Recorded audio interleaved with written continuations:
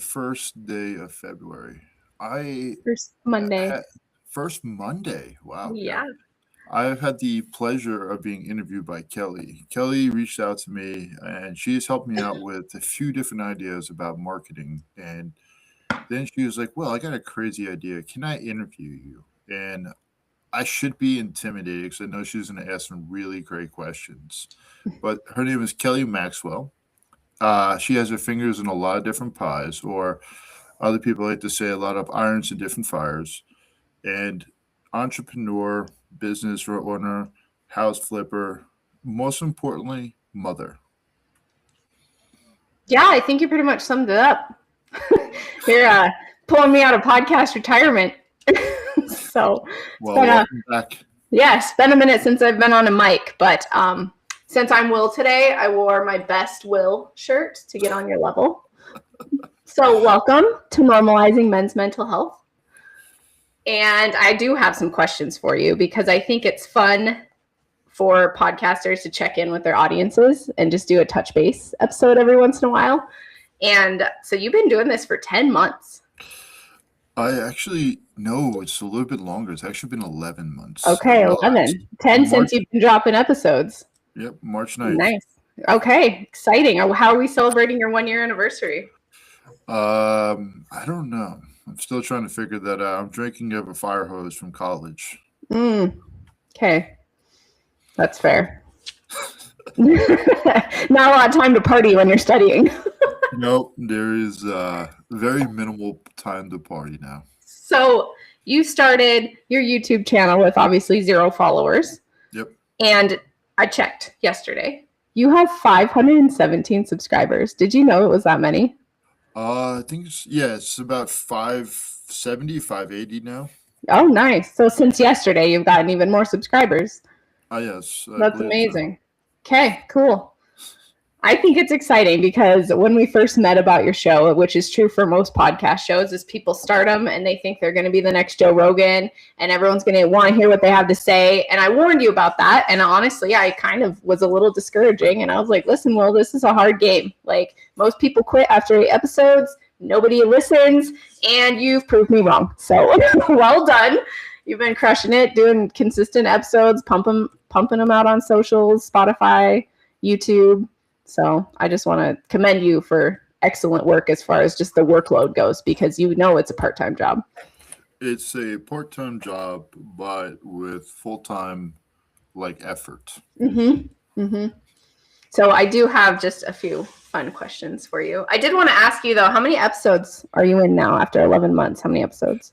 How many have I recorded or how many have I released? How many have you released to date? About 46, 47. That's amazing. So easily one a week.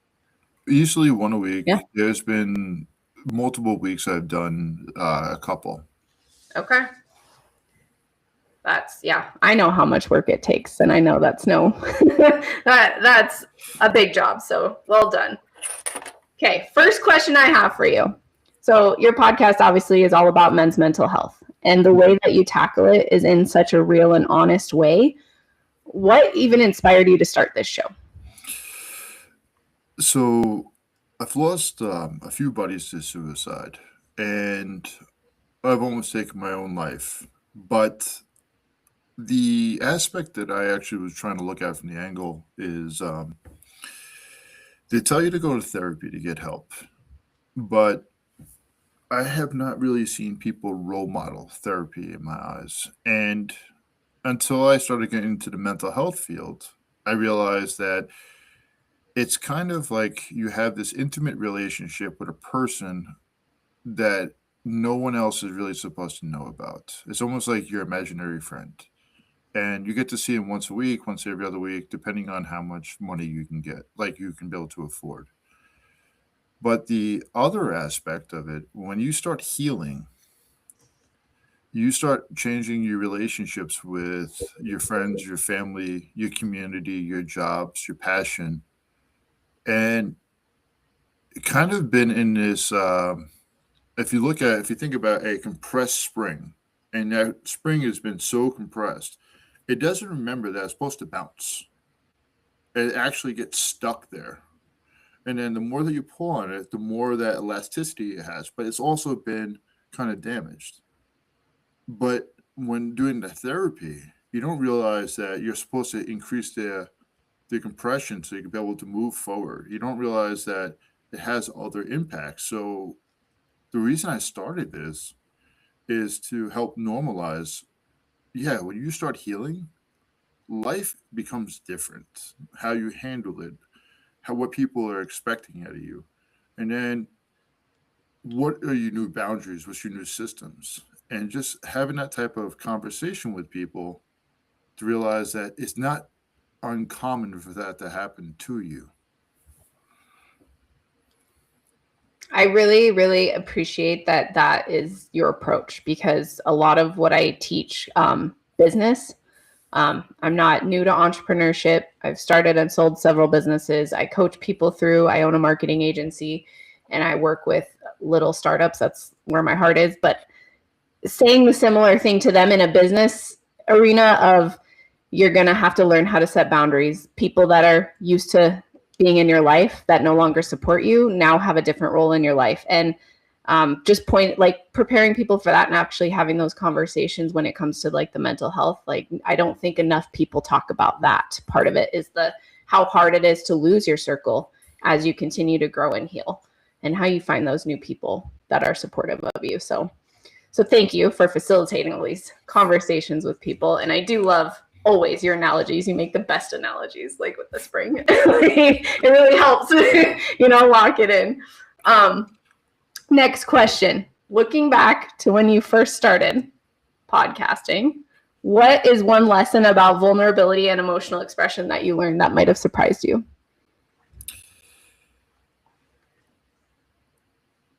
What surprised me is about how many people hold that vulnerability shield, and they want to share it. They do. And the burnout of that shield goes so quickly because they want to do it for everybody, but they have a hard time holding it for themselves. And the individuals that actually start to heal, they try to go full sprint. And when they go full sprint, it wears them out because it's almost like they just got recharged a little bit. And vulnerability, I used to think for a while back it was a weakness. Somebody was able to use my words, my knowledge of what I used to went through against me. But Brene Brown talks about there's no courage without vulnerability. Um, and I also believe that vulnerability is also the thing that helps shed the light. It increases humanity between people. It normalizes where they're at. The So I believe with vulnerability is the way of healing, but also with vulnerability, it allows you to get hit. So if you're always in protective mode, you're not able to be in accepted mode.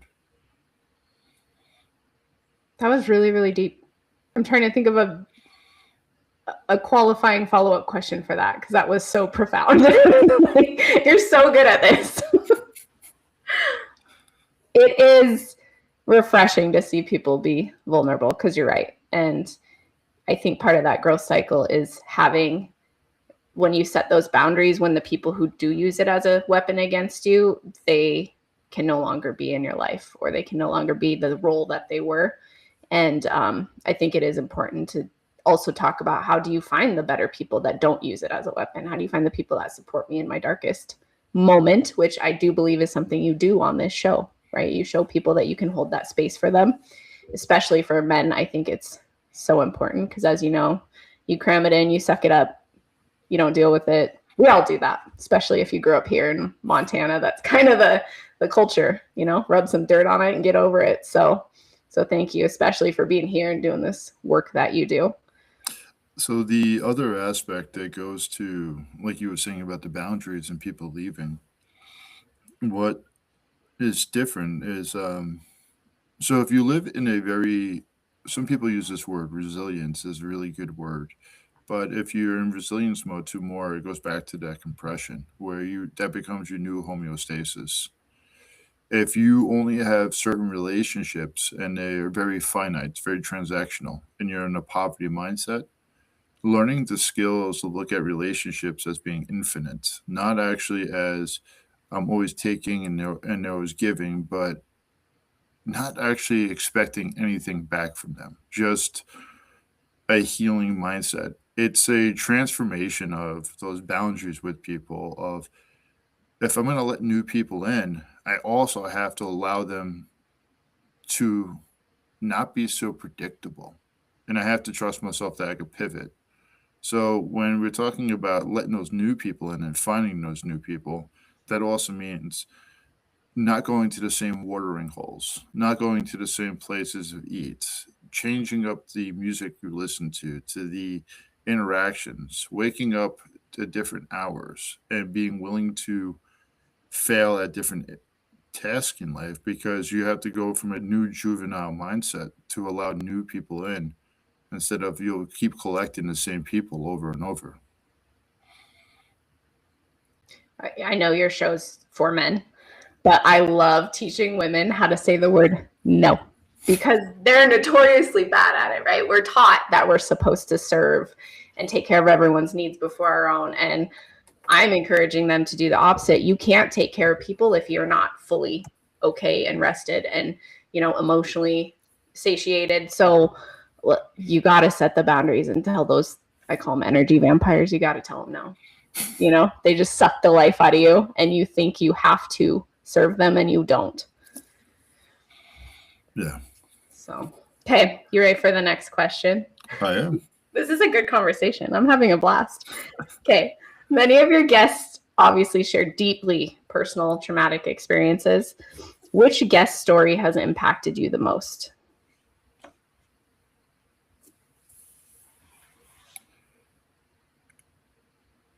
It's honestly, it's hard to really say which one did.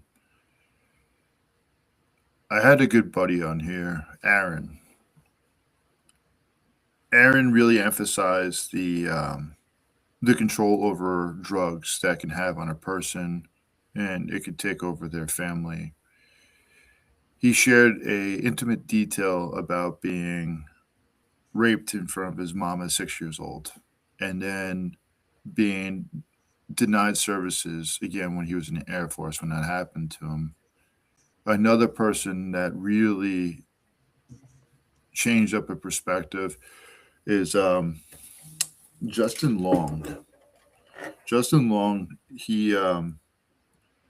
mom was a little bit delusional, actually a lot of bit delusional. He would be put inside a garbage can when he was a kid, and then his dad would beat him when he got home. Those actually impacted me. Then hearing from other people that I've actually talked to the first one that I met with, Ben, him being the one that opened up the door. And Ben can talk.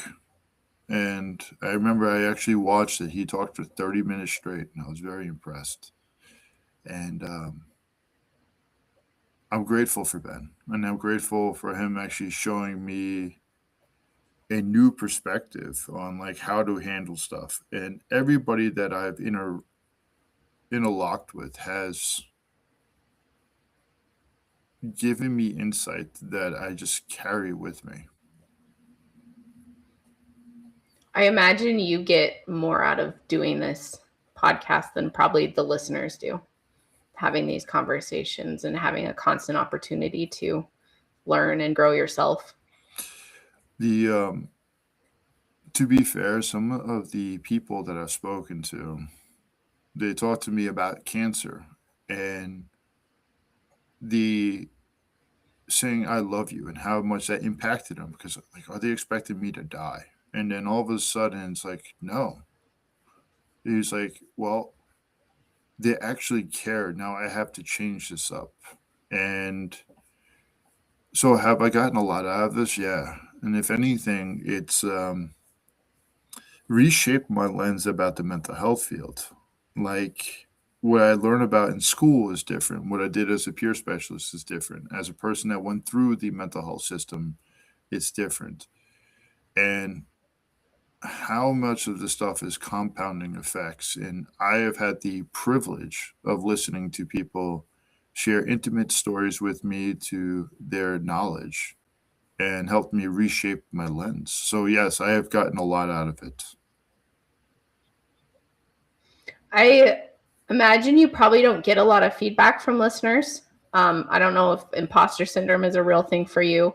You release an episode and you have 100 views and then it's just crickets, and you're probably wondering, I'm projecting on you, but you're probably sitting there going, did anyone even like this episode? Does anyone listen? Does anyone care? And so I want you to know, from me as a regular listener, that episode you referenced where when he was 6, I often will watch your show I'll watch the video on YouTube because I have 2 screens while I'm working away. And that episode, I literally had to pause your show and shut down my editing software, and I cried. Because as a mother, I can't fathom sitting there and letting that happen to your child and just watching it happen. And I just sat there and I sobbed. And then I had to pull myself together to finish the episode. But I do think you're making such an impact, whether you hear it directly and know it or not. So the words of advice that I've gotten and the feedback that I've gotten that makes me continue to keep pushing forward is my brother, surprisingly, and the reason I use the word surprisingly because I didn't think that he would be into this. He was talking about a few of his buddies were watching this, and they started talking about mental health. And the way I grew up, and my brother, they're not big fans of that phrase, mental health. I've had other friends that reached out to me personally that I serve with, where our buddy Vlad that completed about 2 years ago, and he told me he had a beer with him, which he went to the gravesite, and he said, "Well, you're doing good things." And I've had other people, but Dr. Grimmel and my brother said, Will, you're not going to gain traction. You're not going to gain traction quickly. People want that smut. They want that controversy. They want that anger. You're trying to push a product that it's about healing. In America, it's not always so quick. You want to push the hard work. People want the pills. And if you do it this way, it's going to grow, but it'll grow really slow. And I've had personal buddies that reached out to me to. There was a person out here that had type 2 bipolar, and another individual I know that's a female let me know that she had type 1 bipolar, and she's in an affluent job, and it was where she felt so alone. She felt so ostracized as she was to share this. And having people share similar symptoms and similar struggles, it gave other people the ability to breathe a little bit deeper. Yeah. And you're 100% right. From a marketing standpoint, you're doing it obviously not the way if you want to grow quickly and throw a bunch of money at it, but the way you're doing it organically and with pure intention, like that, in my opinion, is the correct way to do this. It reaches the people it needs to reach. You're making a difference, grassroots. Yeah, like I jokingly say, I do this to lose money. That is what podcasting is. That's why I retired. It was so much work and little return. But okay, well, I can see in our current political climate and just the overall narrative right now, there is still a lot of stigma around men asking for mental health help. I am wondering what are some common barriers that keep men from reaching out that you've seen just doing the work that you do. It's not even just the stigma. So men, and this is not a shot at women, but this is how men feel. A lot of them do, and I'm not saying for all, is that if they were to talk about it with their partner and their partner uses their mental health against them, and when we get heated and into a volatile relationship, you like we have heard it be used against us. Another part to it is like I've had conversations with EMT and firefighters, and I was actually on LinkedIn last night, and somebody posted something about complex PTSD for for law enforcement. I said something. I said I can understand where you're coming from, and the police captain actually responded. He liked my post because it wasn't aggressive, but you talk if a person asks for mental health in the EMT field, the firefighter field, the police field, you can get pulled. Not only will you get pulled for your mental health, but now you're losing your identity. And it's something like, oh, you get a paycheck. No, you're losing your purpose. People that become first responders, they're losing their purpose. The another barrier, another challenge, construction workers. Construction actually has the highest rates overall of suicide. They don't have the time. They don't have the resources to get mental health as much. They have been suffering in silence. They have been role modeled, a lot of them, to avoid it because they don't have, they rather the beer or they believe the gym can fix it. The gym can help out a lot. But the biggest challenge or obstacle, and this is my belief, is that many people have not been role modeled or shown that it's okay to express their emotions. One of the episodes that I did, she was born in Brazil. She was a teacher there, and then she became a social worker and worked in outside of Denver. She hit the nail on the head and really struck me, which was boys when they're upset, they don't get investigated. They don't get met with curiosity, and at a young age, boys get shown, hey, stop being angry, quiet. And they're losing that. If I was to say emotions were like the rainbow, they lose that color, that crisp color. And it starts to get more and more and more dull over the time. So to be able to experience those emotions that really help out with mental health, you have to be allowing yourself to be able to have the understanding of the spectrum of emotions. I want to go back to what you said about women at the beginning because I can speak on behalf of women. And I would say it is absolutely a problem that I see that we don't provide the space for our men to express their emotions, right? Women do use it as a weapon against you. And I think that is the other half of the conversation on my end that also can happen is, if your man's struggling, be curious, ask him why, let him talk through it with you instead of using it against him to belittle, and that is something I see a lot. And also I want to bring up the first time we met, the first time we hung out, we actually ended up like chatting in a smoothie shop, but then we went for a walk in the woods, like in a secluded area because we were just yapping and walking. And I thanked you the next day for being someone that was I can feel that you were so safe that I could let my guard down and just be myself and have a real conversation with you. And I don't think enough women tell their men that, or the men in their life, like, thank you for being someone who is so safe, because I don't think they realize how important that is. And I also bought Bob Ross underwear, You which is did. probably my favorite pair of underwear. They fit so good, and I'm going to buy another. Shields, and he's like, I need these. And so, yeah, we bought you boxers and we went to a secluded area, and like, it was a non-issue. It was just two pals talking, and it was a great day. So there's a fun story. Yes. But thank you. Thank you for being that person, a person in my life that can be that for me. Well, thank you for sharing. Yeah.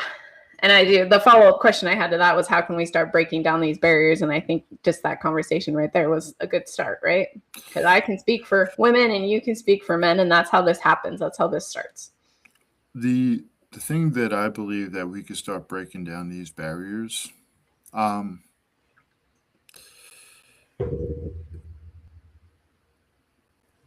it's really having people be okay with having those tough conversations, having those conversations that people are willing. Somebody said feeling safe giving a hug, but showing people it's okay to cry, it's okay to fall apart, it's okay to be raw. It's easy to show the signs of suicide. It's okay to show these signs of this is what happens, like on Instagram. Let's actually show those more moments of like that police officer, and I'm pretty sure a lot of people have seen it. He pulls this guy, he goes over behind this guy because this individual called the crisis line. And I think it was in Pennsylvania, and it was a state trooper. And every time I see this one, it actually makes me tear up. The guy, he's at that point where he's about done. He's about done. And the state trooper met him with kindness. He met him with love. He met him with respect.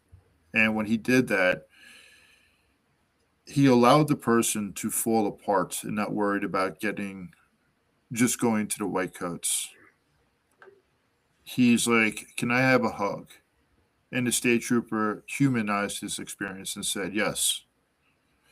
There's been where a lot of times what we'll see on these videos, these programming, is the endpoints or people getting caught with the safety net. We don't usually get a chance to see what is the path that they're walking on that led them there. What is the substance abuse? What is the avoidance? What is the X, Y, and Z? Like, what about their identity? Who are they? But I think women did a really great job showing men it's okay to speak up. It's okay for solidarity. It's okay to start to heal. Women want to be at the seat at the table, and they've done a really good job. And they have been dealing with a lot of generational trauma. Men have as well. And it's okay that we're actually starting to get into a society where healing is the best thing for our families. But I believe one of the biggest ways to do it is actually role model that, encourage people. I know your relationship with the church is a little bit off, but I believe that they have some really good men groups. They have other men groups that are not part of it. If you're if you know a guy that in your life that you love that likes playing with fucking cups and building cups, let him play cups. Build Legos, play some video games, but also have dialogue, not just past each other, but remember to meet each other. Mm-hmm. Yeah, no, I think that's all really good points. If you could give younger Will a piece of advice, like let's say little Will listened to this podcast about mental health and growth, what would it be?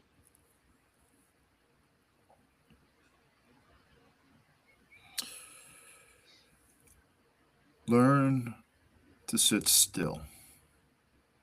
Learn to understand when these emotions are coming, they will not control you. You don't need to run from the emotions. I learned the emotions are like waves. They can seem like huge monsters, like ghosts. But the longer that you can sit with those emotions,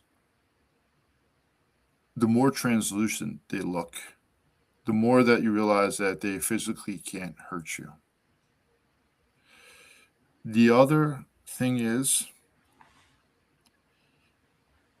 if I can actually tell little Will, education, not just academia, but education is one of the biggest ways to free yourself from other people's control. There is no new original thought out there. All these thoughts have actually been said, have been done, have been written down. Take your time and read a book. Turn off the TV. Don't turn off the video games. Spend some time out in nature. Get hurt. Stay curious. And honestly, sucking at things is one of the best learning tools that you can ever learn, because you can learn that you are okay and you can be able to figure it out. Yeah, we all start anything as a novice. That's part of the growth. You got to suck at it first before you learn how to do it correctly. So yeah, those are some of the biggest things that I would say. And if I knew I was going to go down the path that I went down, the thing I would say to my old self, regardless of how far you walk down a path, it's never too late to pivot. And it is okay to go down a path that has not been defined by anybody else. Go walk through those bushes. You don't need to follow what everybody else has went. And it's okay to get lost. You're strong enough to be able to figure out how to get back. And we do have some people live on here that are participating in the chat. So, hi guys, thanks for watching. Great points that they made here. Have you seen that trend on the internet? I spend a lot of my time in Instagram, specifically as my platform of choice, but they're calling it raw dogging life, and people are intentionally meditating for an hour, right? No cell phones, no music. They're just sitting outside in nature, raw dogging life. I love that. I love calling it that, but even better, like they're reporting back with the changes they've seen just in all aspects of their life by forcing themselves, like you said, to sit in that stillness, you know, and really feel through the emotions that come up. Like, I'm sincere. I live by my calendar now, where I'm actually happy that I have some of the weight off of me because I'm able to get stuff done. But I've also been thinking, I'm like, all right, cool. After school, does that mean I'm just going to speed it up again? Speed it up. When am I going to take that tension off? And I've had friends that have actually reminded me to say, Will, just take it off. But part of me, I enjoy that suffering aspect. But that raw dog in life is awesome. Like, I met this woman from Alberta when I was doing some nonprofit in Texas. And she started telling me about barefoot hiking. I did some barefoot hiking over a Mount Rainier, and it changed my relationship with hiking. It actually became a lot more fun. So, yes, get back to the basics is so healing. Yeah, you've heard that saying, go touch some grass. Like when Yep. people are upset, get outside and touch some grass. Like literally, nature. Yeah. More healing than I think people give it credit for. Yeah. Okay. Now I want to talk about the future of this show. Like you're doing an amazing job so far. Moving forward, what are your big plans? Do you have any big plans, or are you just going to keep doing what you're doing long game? So eventually what I would like to do is get some discussion boards, like discussion between I was supposed to have some EMTs on here, and then I don't know why, but that all fell through, and I'm just okay with it.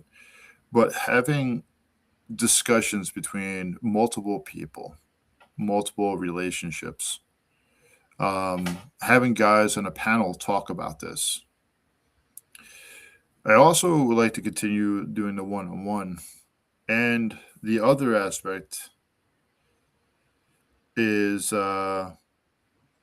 men need their tribe. The men you can talk to about the struggle, not to complain about the ball and chain, but to be honest about the weight of life.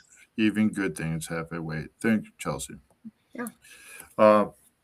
Another thing is that, and I've actually said this to several people, if I no longer am the best author for this and I find somebody else that's better, I will just hand it over. And The platform that I'm trying to work on doing is not for me. It's trying to leave something else a little bit better behind. Even if that means starting up discussion boards or posts or how talking. But at the end of the day, realistically, I am open to morphing, but I continue being open minded, and whatever opportunities present, that's what I'm going to do. What about like a men's retreat? Have you thought of that? So I have. I realistically would like to get one done, started at least by the 31st, 2031. And I know that's a long way to go. I have the 16-month MSW program that's concentrated from here till 27. My license in social work is going to take me until about 2029 um, till I get my licensure. After my licensure, it's I'm going to be about 45, 46. The area that I would like to do is I would like to get a cabin and multiple cabins to be built by a stream to help people go back to fishing, hiking, and actually getting back to the basics. And the retreat idea that I would love to do is helping people really disconnect, but being so intentional about when they actually get back to the technology. Like, you're going to be starved. You're going to be wanting to get back to this. You're going to want to share, but learning how to delay that gratification. And that's going to be the biggest part of the retreat is about delaying the gratification and enjoying the suffering. Are you gonna make them do like obstacle courses, like carry boulders, like really make them suffer, like sit in a cold stream? You know, sitting in a cold stream does sound pretty good. Yeah. Carrying boulders, no, it's not that type of hazing as much as I would like to. Splitting splitting some wood, Mm-hmm. burning some wood, cooking, fishing, gutting, cooking it together, prepping it, having people help clean up, but being intentional with the times, doing yoga, getting in some conversations, reading some passages, and really reflecting on it. It's not like the alpha male retreat. It's going to be more of that tender, loving side inside of actually really getting a chance to re know yourself. And another aspect to it I would like to do is like, I don't know if people have heard about this, a living library. You sit in front of somebody else and you sit there for about 5 to 10 minutes and you listen and you learn about that person. And that person has the opportunity to move on to a different person or sit with you and ask you questions. And the reason I want to do that, so you can actually have the opportunity to hear instead of just react. I love all those ideas.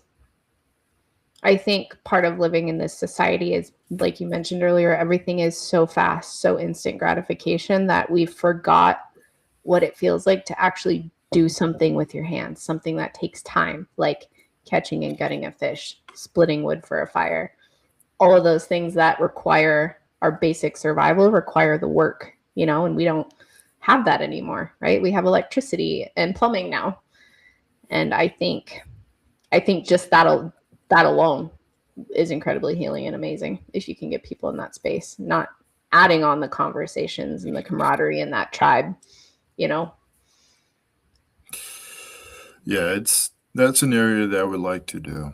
And so when you ask me about the future of this, it's still pivoting, it's still evolving. Mm-hmm. Like, I've asked social workers to be on here, I've asked psychologists to be on here, sex therapists, porn addiction coaches. And the more that I learn about mental health, the more that I realize that a lot of people show symptoms in different areas, but also mental health doesn't mean that you always have had something wrong with you. It just sometimes it's just been not shown that it's okay to repivot or look at that lens from a different structure. Because, like, I have the privilege to work with people that are visual, audio impaired, like they can't hear or they can't speak, and watching them pull away from people, then gaining depression, where we move away from friction to get that comfort. But that comfort becomes that solitude at first, then becomes that isolation, which becomes the depression, which creates this boohoo is me. But at the same time, they forget how to engage with people that might have a different perspective. So when I look at this, I'm trying to see how many different areas or ways can we agitate people to realize that it's okay to start speaking up now and actually having those really not the big ROI, but that compounding interest in mental health. I like that analogy too. It's a great way to look at it. Where do you see your show? You told me long-term goals, which I think it's actually really impressive that you have it planned out that far to 2031, including what you're going through right now. Where do you see yourself in a year? Where do you see your show? So I see myself in February 2nd of 27 being on my last bit of my schooling, about to graduate grad school. I will see myself asking for hopefully having one person helping me out with the editing and somebody else along for the ride that's actually willing to do that. And learning how to use those stupid calendar apps. I still don't know how to use them. I'm still trying to figure that out. But in about a year, I see it having more discussions, more opportune questions. I know people say like, follow, subscribe so we can have bigger names. I'm not about bigger names. I still see myself talking to the average person, the individuals that are in this field, the and hopefully I can get more of those letters, more of those conversations saying, "Hey, thank you so much. I'm not here to say I want to have 100,000 subscribers. No, I'll have one subscriber, great. But if it also means other people are listening and that person is healing, good shit. It's it's not about the subs to me. It's more about can this help out other people? And if it doesn't at that time, I know I'll close it up. And like I said, if there's a better author at that time, I'm willing to pivot. And so far, you've proven that clearly what you're saying and doing matters, and it's resonating with people because you have been growing. So I would expect the same trajectory. I'm going to ask, we do have some people in the chat. So I'm going to ask you, chat, do you have any questions for Will this morning? Because this is a fun episode where we get to ask him questions. We did have some great comments. Chelsea and Candace were the ones that were talking. I don't know who else is in the chat.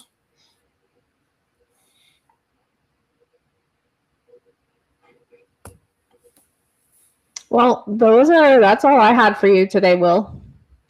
Well, Kelly, I appreciate it. I do. I knew you would have good questions. I knew that's one of the things when you proposed the idea. I knew were thought provoking. It was something to think about long term.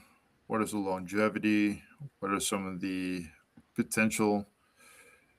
So yeah, it's I didn't say this, but so Billings has this news studio or a studio where you can do sit down interviews with people. And I've been looking at possibly using that space for local people when I'm doing interviews and possibly talking about those areas. And then if more comes from this, I'm open to other perspectives. Yeah. I think there's so many arms of the foundation is men's mental health. And like you said, you've been asking all people in all different fields of expertise. And there's no end to the conversations you can have with different experts about this topic. Well, I appreciate it. So if nobody else has any questions, I will conclude this. Thanks for letting me interview you. This has been a blast. And thank you for pulling me out of retirement. Well, Kelly, thank you. How did you like doing the interviewing? It was fun. I had to dust off all my equipment here and set it up this weekend so that I could do this, which again, though, that's great. I mean, like I have my own studio. Like, what am I doing? Not podcasting, but here I am. So no, this was really wonderful that you allowed me to have this experience with you and be on your show in this capacity. So thank you. And again, thank you for the work you're doing because it does matter and it is important. And if no one tells you today, let it be me. Thank you.